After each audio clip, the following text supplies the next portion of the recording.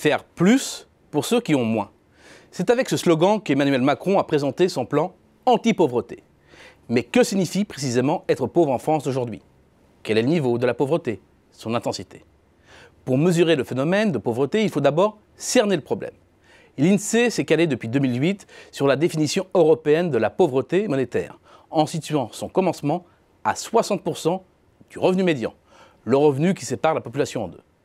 C'est une définition plus large de celle retenue jusqu'alors en France où le seuil arrêté était de 50%. Aucun seuil n'est plus objectif que l'autre.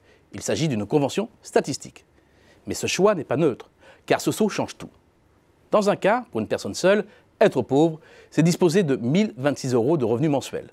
Selon la composition du foyer, le seuil de pauvreté varie ensuite et passe, pour les familles monoparentales avec un enfant de moins de 14 ans, à 1 334 €, jusqu'à 2 155 € pour un couple avec 2 enfants.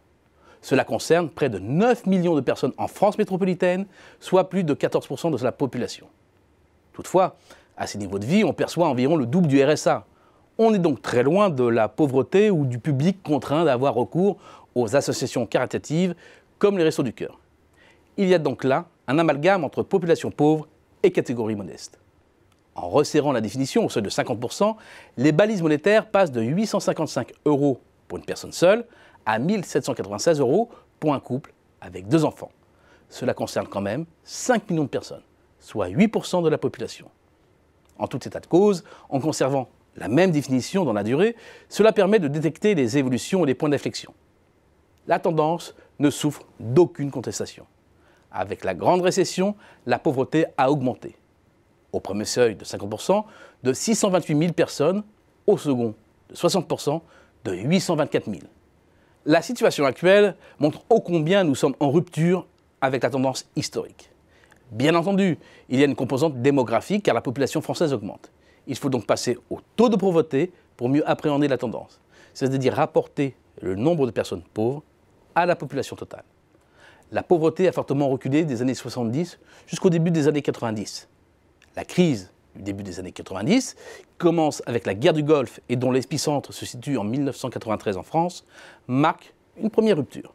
Mais le mouvement reprend sa trajectoire naturelle et le taux de pauvreté descend à son plancher historique en 2002, 6,9%, et reste très bas jusqu'en 2004. Une seconde rupture intervient alors en 2005 et se consolide par la suite avec une nette accélération à partir de 2009. Nous sommes bien là à un tournant de l'histoire sociale de la France. Augmentation de la pauvreté, mais pas seulement. L'intensité de la pauvreté, qui permet d'apprécier à quel point le niveau de vie médian de la population pauvre est éloigné du seuil de pauvreté, a eu tendance à s'élever depuis le début des années 2000. La moitié des personnes pauvres a un niveau de vie inférieur à 700 € par mois, soit un écart de 17,3% au seuil de pauvreté. En 2002, date où le taux de pauvreté touche son plancher, l'intensité de la pauvreté était de 14,4%. Une pauvreté qui touche plutôt les jeunes. Parmi les 5 millions de pauvres, plus de 30% ont moins de 18 ans. Leur pauvreté est d'abord celle de leurs parents. C'est une caractéristique forte, la pauvreté se vit en famille. 3/4 des pauvres vivent en famille avec ou sans enfants. Les femmes sont également plus frappées par la pauvreté, mais l'écart reste limité avec les hommes compte tenu de leur poids dans l'ensemble de la population. Parmi les facteurs discriminants, l'emploi. 68% des pauvres de plus de 18 ans sont soit inactifs, soit chômeurs. Enfin, en prenant les 25% des départements où le taux de pauvreté est le plus élevé, une fracture très nette apparaît.